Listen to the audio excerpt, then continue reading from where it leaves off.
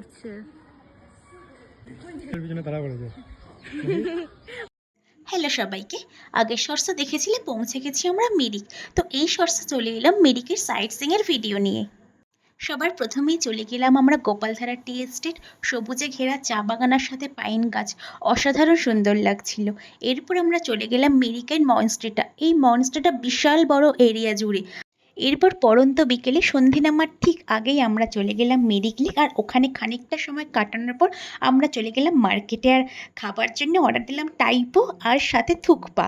এরপর চলে গেলাম হোমস্টেতে, আর রিওর সাথে খানিকটা সময় কাটালাম। রিও হলো আমরা যে হোমস্টেটায় ছিলাম ওখানকার খুব ফ্রেন্ডলি একটা পেট।